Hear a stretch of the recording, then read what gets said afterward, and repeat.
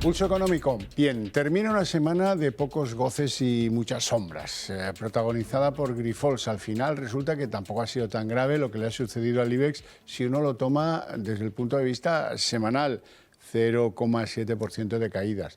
El último día de la semana, hoy viernes, 0,90% de caídas, 10.094,8. Ahí sí termina el índice general, con algunos que han aprovechado el día. Es el caso de Endesa, que sube 3,29, es el caso de Inditex, que sube 2,23, o es el caso de Redeia, que sube 2,22. En el lado donde preponderan las manos vendedoras, el lado rojo. Sigue liderándolo Grifols, hoy se deja otra vez, ayer fueron más, 16,17, hoy 10,40 abajo. En segundo lugar, IAG, que se deja 2,63, y en tercer lugar SACIR, que pierde en la sesión 0,57. Y a continuación les voy a adelantar algunos de los temas que seguro más les van a interesar de la tertulia económica que mantenemos aquí cada tarde con los mejores expertos para que a ustedes no se les escape detalle. Bueno, naturalmente tenemos que estar muy pendientes de la inflación. En España el mes de diciembre ha sido bastante favorable, pero lo que cuenta es la inflación media. La inflación media del año 23, que es lo que ustedes van a tener que utilizar si tienen algo que alquilar, es lo que ustedes van a tener que reivindicar si son asalariados en sus convenios con sus empresas, o es lo que ustedes tienen que vigilar que les entre en el aumento de la pensión, es el 3,5%. Luego lo veremos con detalle, pero hombre, hay algún dato que no encaja con lo que nuestro bolsillo tiene como afectación. Por ejemplo, el aumento de un 11,8% de los precios alimentarios no parece que termine de ligar con lo que los que tenemos que ir a comprarlos vemos que está pasando con ellos, o con algunos productos, como es el caso del aceite, que es uno de los grandes problemas que tiene la cesta de la compra en España. En segundo lugar, tenemos que hablar de Christine Lagarde, porque hoy ha empezado a hablar de bajadas de tipos. Dice, si ganamos la batalla de la inflación, los tipos van a empezar a bajar. Oiga, muchas gracias, señora. Ya empezábamos a pensar algunos aquí que esto era un castigo bíblico. No, tiene que ver con que ganemos la batalla de la inflación. Bueno, pues hombre, hoy estoy muy positivo y veo en casi todo un avance. Les presento ya a nuestros invitados esta tarde.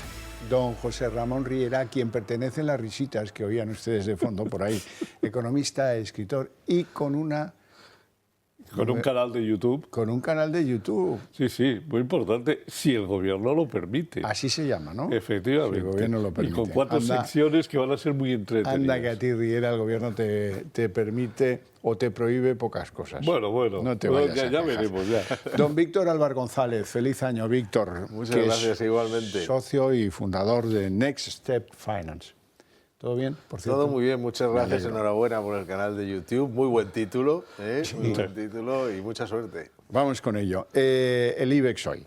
Decía yo antes que es una caída semanal del 0,7%, que hemos salvado los 10.000 puntos, casi hemos llegado a los 10.100 y que, hombre, pues no parece que esto vaya a significar una corrección muy importante, aunque la semana que viene, quién sabe lo que vaya a pasar con Grifols o con cualquier otro.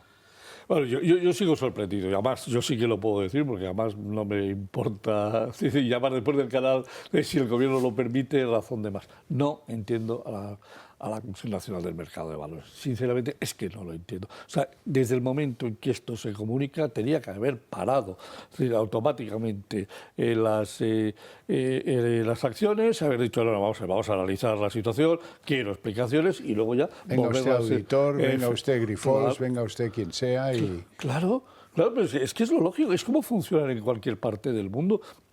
Esto no hubiese pasado en Wall Street, es que es imposible, automáticamente se para, se controla y que pasen que pasen aquí a dar explicaciones. Y luego, si hay que penalizar, si hay que castigar, si hay que poner multas, se ponen todas. Pero hombre, no puedes dejar una cotización que hay accionistas desangrarse como se está desangrando estos. Es decir, ¿que lo han hecho mal?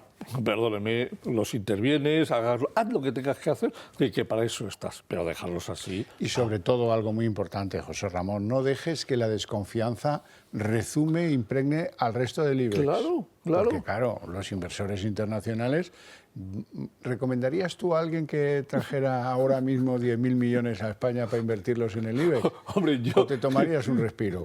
Yo en estos momentos, sí, con este gobierno que tenemos, es decir, les diría que se lo piensen dos veces. No, pero después de producido lo que se ha producido con Grifols. No tiene sentido.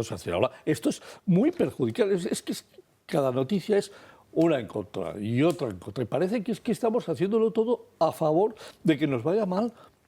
Es que si no, esto no se entiende. Víctor. Pues aparte de esto, hay a nivel internacional, ya se nota también en Wall Street, con temas como Reddit, como todo esto, hay una... A ver, las nuevas generaciones se han dado cuenta que se puede ganar igual o más poniéndose cortos sobre un valor, es decir, apostando contra algo que apostando a favor de algo. Sí. Entonces, claro, tú en un momento dado... los futuros, las opciones... Claro, es lo tú que traen las en cosas. los mercados puedes, y esto además ahora es muy fácil, porque puedes hacerlo con un ETF, que es como un fondo de inversión, te puedes poner corto. Nosotros, y es verdad, el año... O sea, que no está mal que se haga. En el año 2022 veíamos que bajaban los bonos y dijimos, no solo vamos a evitar los fondos de renta fija, vamos a apostar a ganar dinero con fondos, que había tantos fondos como ETFs que ganaban cuando caía el precio de los bonos. ¿Por qué? Porque es muy sencillo, hoy en día es una gran ventaja y no tiene nada de malo que se pueda poner uno corto y apostar. Uno puede pensar que la bolsa puede subir o que puede bajar. Siempre y cuando no seas el generador de las noticias que hace que Ahí caigan los bonos. yo no digo este caso porque no lo conozco, yo no soy especialista en valores. Lo obvio es lo obvio. Lo que sí veo es que si tú creas el caldo de cultivo para que gente que sabe hacer muy bien estas cosas, y más con las redes sociales, que es tan fácil lanzar historias, no sé qué, bueno, tú imagínate la fortuna que yo no sé qué quedará, pero ya el que haya podido ponerse corto en el valor, pues ya gana mucho dinero simplemente con el lío.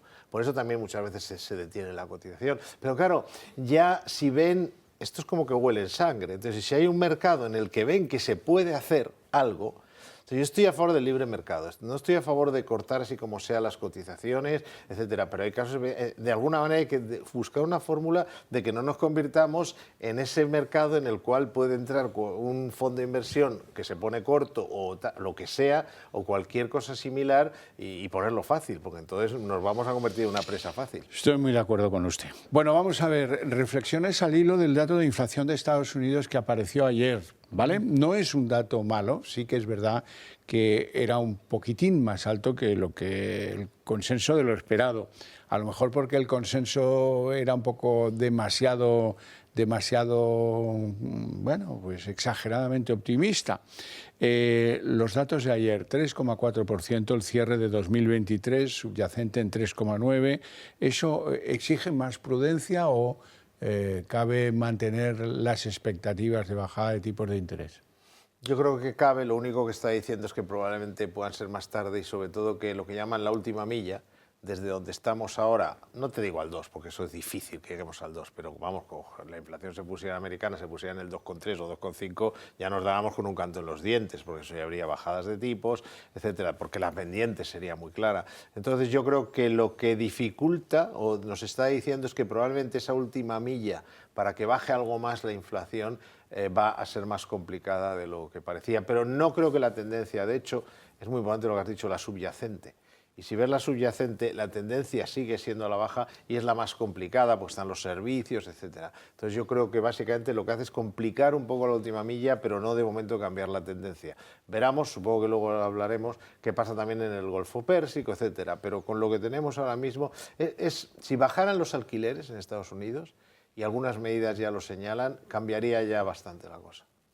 Sí, vamos a ver, es diciembre, es decir, pensemos qué es lo que ha pasado en Europa. En Europa sí, ha habido un repunte de estos bestial en el mes de diciembre. Yo creo que hay que esperar a enero y el sale-off, las rebajas, que van a tener una influencia y van a retornar a la auténtica realidad donde está el IPC. Yo creo que el 3,4 a mí personalmente me da mucha tranquilidad, porque si pensamos que están en el 3,4, mira lo que ha pasado en Alemania, es que ha salido del 2,3 al 3,8, una subida del 1,5. Por lo tanto, es muy buena señal para Estados Unidos el que está en el 3,4, porque es muy posible que el sell-off, esas ventas decir, masivas que se producen con las rebajas, pegue una bajada sustancial. Con lo cual, automáticamente ya estamos otra vez cerquita de la primera bajada. Si se produce esa bajada, vamos a ver cómo la FED posiblemente en marzo o abril empiece a tocar ligeramente los tipos. Sabemos para los mercados, pero es solo un matiz muy importante, se fijan más en los tipos de interés de los bonos. Y mientras sigan bajando los tipos de interés de los bonos, todo bien. Nos está, digamos, sujetando muy bien a la bolsa, porque al final son los que mandan. Entonces, y hemos visto que pese a este dato no ha habido un repunte importante, incluso algunos plazos han bajado. Entonces, el dato es más que mirar, que hay que mirarlo, por supuesto, a la inflación, a la Fed, etcétera, hay que mirar al mercado de bonos. Bueno, vamos con la inflación en España. Hoy conocíamos los datos del cierre, ya no adelantado, sino definitivo del mes de diciembre. 3,1 era el mes de diciembre, pero esto es poco relevante. Lo relevante es la media, el promedio del año 23, porque eso es lo que va a ser tendencial para que fijemos la subida de los alquileres, para que fijemos los salarios, la subida de los salarios o de las pensiones. Y en eso es en lo que ha quedado la cosa. 3,5% de media de la inflación durante el año 2023, con una subyacente del 3,8%, y con un aumento de la inflación de los alimentos de un 11,8%, ojo, acumulativo, porque no es que sea el 11,8, es que esto hay que sumarlo a lo del año anterior y a lo que quede todavía que recorrer este año. Sí, fíjate ese 11,8. No nos olvidemos que en el 1 de enero el Instituto Nacional de Estadística de Elena Manzanera, chef 3 estrellas Michelin en cocinar datitos, es decir, va y nos coloca un 3% menos, es decir, en lo que es el peso de los alimentos. Y ahora cogiésemos y recompusiésemos toda la historia de los alimentos, ese 3%, lo que ha significado, no estaríamos en un 3,5, estaríamos en un 5,5, porque yo lo he hecho. Es decir, fíjate, solo un 11,8 de media o un 7,3 del mes de diciembre, el 3%, el 7,3 es un 0,21. Ahora coge todos los meses ese 3% y lo vas colocando y estaríamos en un 5,5. Número uno. Número dos. La energía, el índice energético que ha caído a 31 de diciembre casi un 5,85%, resulta que lo estamos midiendo peras con manzanas, porque las peras el año pasado era una manera de calcular el subíndice energético y ahora estamos calculando de otra forma completamente diferente. Oiga, y está en negativo. ¿Estaría en negativo ese índice si lo hubiésemos medido de la misma forma? Pues no lo sabemos, pero quiere decir que, ojito, que aquí ha habido un tratamiento especial a este tema. ¿Por qué? Porque a la ministra de Economía, que hoy ya se largó y que está sentadita en un magnífico sillón en el Banco Europeo de Inversiones, decidió que había que parar la inflación tocando y cocinando. Bueno, pues nada, pues ahí lo tenemos. Y un 3,5, ojito, un 3,5 de media. Sí, a mí lo que me llama la atención es que los índices globales de alimentos, globales me refiero al grano, a lo que son las grandes partidas, lleva bastante tiempo bajando mucho. Sí, pasa un poco como con la gasolina. No baja la gasolina como baja el precio del petróleo, eso ya lo sabemos. Entonces, bueno, es un tema, yo sé que si los gobiernos que están tan preocupados de determinadas cosas que parecen muy importantes, al menos para ellos, a lo mejor deberían de empezar a plantearse que en la cadena de distribución, y no hablo necesariamente de los supermercados, pero vamos a seamos, como diría yo, realistas. Desde que existe, desde los romanos le cortaban a la gente las manos cuando acumulaban alimentos en épocas de carestía.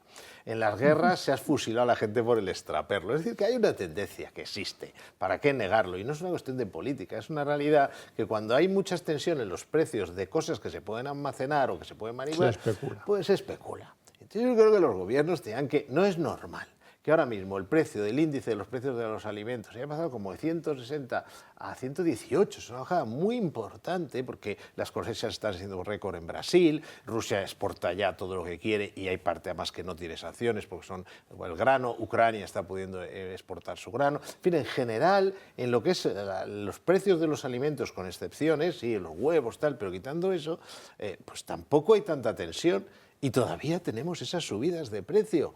Pues aquí alguien se está forrando y a lo mejor habría que... Pero claro, para eso hay que trabajar, hay que coger a 17 comunidades me decía y ver dónde está el problema. Día, quiero que venga alguien y me explique cómo es posible que una berenjena cueste más barata en Irlanda que en España. O el propio aceite.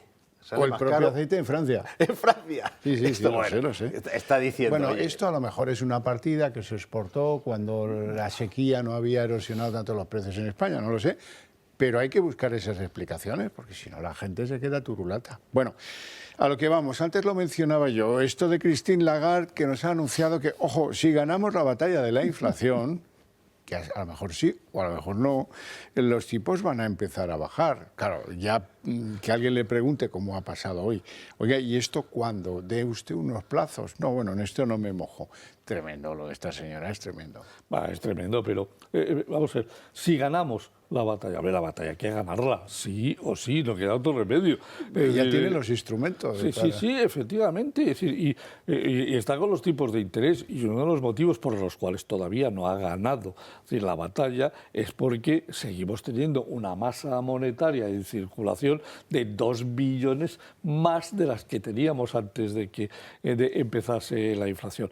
Claro, es decir, hay deuda que está empezando a vencer, que la sigue recomprando. Yo entiendo, es decir, que hay un temor tremendo a que de pronto se monte aquí el saraíto, pero vamos a ver, es decir, enero nos va a dar un indicador clarísimo. Si enero la inflación baja, de nuevo en teoría Europa se va a acercar a ese 2,5, y a partir del 2,5, como decía antes muy bien Víctor, 2,5, 2,4, 2,3, a ver, no puedes seguir manteniendo los tipos de interés por las nubes, o sea que es que no tiene ningún tipo de sentido. Los alemanes se lo harán entender. Sí, y sobre todo sabiendo que la economía alemana está como está, que está... Bueno, esta señora, a mí personalmente reconozco que no me cae muy bien, pero no es tonta. Se está preparando el triunfo. Es decir, ella sabe que la inflación, vamos a ver, con una recesión en Europa, que ya vamos a ella, no será a lo mejor muy fuerte porque para eso está el gasto público, pero ya es una situación recesiva. Y sobre todo lo más importante, y esto es una opinión personal, pero yo soy de la opinión de que la bajada de la inflación ha tenido mucho más con que han cambiado las causas que con lo que ha hecho el Banco Central Europeo, la FED. Es decir, la inflación venía, masa monetaria. Es verdad que sigue siendo alta, pero ha caído muchísimo la M2. Estamos hablando de una caída histórica. El dinero que tenía ahorrados la gente de la pandemia, como estaban todos estábamos confinados, los que tenían dinero ahorrado y se lo han gastado luego como si no hubiera un mañana. Las materias primas y el petróleo, que inicialmente subieron mucho por la invasión de Ucrania y las sanciones, pero como las sanciones no han funcionado, pues Rusia vende también como si no hubiera mañana a través de terceros países, vende todo lo que quieren. Está inundado, si no sube más el petróleo con la caída ahí en el Golfo Pérsico, es porque está inundado el mercado. La UPP está rota porque muchísimos de esos países se dedican a vender petróleo ruso con un margen. Entonces, claro, ahí cómo se pone un acuerdo con... Entonces, básicamente, las cadenas de producción, ahora sí se han complicado un poco la cosa con esta situación, pero habían bajado lo que no está escrito, estábamos a niveles prepandemia. Entonces, lo que realmente los bancos centrales sí han hecho, porque cuando todo subes el Euribor y todo eso, afecta. Pero el grueso de la inflación ha bajado porque lo que motivó la inflación ha bajado. Y está como estaba antes, más o menos. Y los alimentos también. ¿Qué pasa? Que yo creo que esta señora, que es muy lista, porque al final si llegas ahí, no puedes ser tonto, tienes que saber manejarte, está diciendo, cuando triunfé, para decir luego, ya hemos triunfado, porque sabe que esto es cuestión de meses, que salvo que se complique mucho una circunstancia particular, como puede ser eso, las cadenas de producción, pues vamos a ir a una inflación ya en el entorno de debajo del 3%, que cuidado. Históricamente eso es lo normal, no es el nuevo normal. Lo normal es una inflación idealmente del 2,5-3%. Eso del 1% es una época concreta en Europa y en el mundo, consecuencia de una serie de cosas, pero si cogemos 30 años de inflación, 3% es hasta abajo. Bueno, hablar brevemente de Grifols y de Gotham, porque, bueno, poco hay que decir más. Esto ha continuado, hoy 10,40 de caídas. Aquí hoy hemos conocido la identidad del jefe de los que están detrás de esto de Gotham, que no es Batman, es un tal Daniel Yu, un tío que fue objeto de una estafa, que se quedó muy resentido ante el mundo y que se conjuró su ídolo era Batman y pues eso, Gotham City se conjuró en ir dando caña a los que desde su punto de vista están estafando a los mercados. Bueno, grandes novedades no hay, no sé si queréis añadir algo y si no seguimos para adelante. Bueno, pues seguimos entonces para adelante. El petróleo después del ataque conjunto de Estados Unidos y el Reino Unido a los hutíes en el Yemen, pues ha empezado a subir, ha subido algo más de un 2%, pero claro, la inestabilidad vuelve a ser pues la materia de cambio de todos los que estamos pendientes de si pueden llegar los petroleros a servir a las refinerías en Europa o en Estados Unidos. Hombre, servir sí, lo que pasa es que tiene que hacer un camino más largo y sale más caro. Lo que pasa es que, como decía, en otras circunstancias, pensemos que cuando la guerra de Ucrania subió el petróleo a $120. Solo cuando, que era mentira, dijeron los árabes, saudíes y Rusia que se iban a poner de acuerdo para reducir la producción, que aprovecharon los rusos para venderlo todo, pues subió hasta 90 y tantos. Y ahora, pese a todo esto, está cerca de 80. Quiere decir que de momento el mercado piensa A, que va a funcionar la acción militar, o B, piensa pues eso, que hay tanta producción, hay tal cantidad de petróleo subido en barcos, en refinerías, etcétera, que de momento no va a afectar mucho. Dicho esto, el mercado piensa eso, probablemente tiene razón, pero el riesgo está ahí, ¿eh? Porque claro, estamos hablando de que esto es una opinión personal, tampoco ni es ni de la casa, pero personalmente pienso que los iraníes, que no son tontos, lo que están es de alguna manera atrayendo al avispero. Es decir, lleva ahí a todos esos barcos de guerra, a ver si entre medias os equivocáis con un misil y le dais a un barco iraní. Y entonces sí que sube el precio del petróleo. Bueno, ayer hubo un incidente provocado por la Armada iraní contra un petrolero que no era americano. No, pero eso era un ajuste de cuentas, porque se habían quedado con un petróleo. Eso. Ese parece, pero no es el cisne negro. Pero pero pudo serlo, ¿eh? Podría serlo. O sea, que los iraníes no se van a cortar un pelo. No, están liando, están creando tensión, y cuando haces eso, esa estrategia de al final algo puede fallar. Pero también, oye, pues como habías empezado muy optimista, también esto es como cuando llega la policía y hay una situación y pone orden. Entonces, a lo mejor llegan los americanos, porque tampoco los hutíes, estamos hablando del ejército, deberían de ser capaces de garantizar. No, bueno, yo he oído las declaraciones del líder de los hutíes diciendo que van a atacar a todo lo que sea israelita. O sea, eso les ha dicho. Con lo cual, bueno, primero, da una sensación de que a pesar del ataque americano-británico, no parece, luego puede ser todo lo contrario, porque estos mienten más que hablan, ¿no? Pero no parece que vayan a atacar a la Armada americana ni a la británica. Con lo cual, si eso es así, evidentemente va a haber calma. Lo malo es cómo se líen, porque con estos tipos a veces es muy complicado hacer una previsión. Y como dice Víctor, aquí quien manda detrás se llama Irán, y todo ese grupo islámico que tiene una idea muy clara, que quiere seguir fomentando la crisis. ¿Por qué? Petróleo para arriba. Y vamos a ver. Y una cosa, que no hace falta ni siquiera que... A ver, el problema no es ya ni siquiera que ataquen o no ataquen más o menos, es que en el momento que hay ese lío ahí, los barcos no pasan y sube la inflación. O sea, no pasan y los seguros son mucho más caros o no se dan. Y entonces, claro, ya tienen que hacer todo el recorrido y a ver cómo se adapta el tema. O sea, el problema es el daño está hecho sin necesidad de ir a más, de momento. Riera, el salario mínimo. Hoy ha habido un acuerdo entre trabajo y los sindicatos, excluyendo a la patronal, pero a pesar de todo son los reyes del diálogo, para subirlo un 5%, hasta 1.134 euros. Vamos a ver, hoy se ha anunciado esto porque Yolanda Díaz tenía que, salvar su cara como fuese del desastre del miércoles. Lo del desastre del miércoles, la cara de Yolanda era un auténtico poema con la decisión de Podemos de darle en plena carita. Había que sacar una medida progresista. Y entonces había que hacer algo, y entonces ha tomado la decisión, se ha saltado absolutamente todo, sin patronal y sin nada. Una subida del 5%, que no es una subida del 5%, porque luego en las cotizaciones sociales hay un 33%, con lo cual te estás yendo casi a una subida del 6,6-6,7% real, del coste para los empresarios. Con lo cual, primero, A las grandes empresas no les afecta. El gran problema es que esto va a las pymes, que es donde duele, y sobre todo los contratos públicos, que es que esto ya es el colmo de los colmos. Bueno, no tenemos tiempo para más. Tenemos que dejarlo aquí con mi agradecimiento a ustedes dos por su presencia en el programa y por sus opiniones, y a ustedes por seguirnos con interés. Para ustedes tengo premio. A la vuelta de publicidad arrancamos la redacción abierta.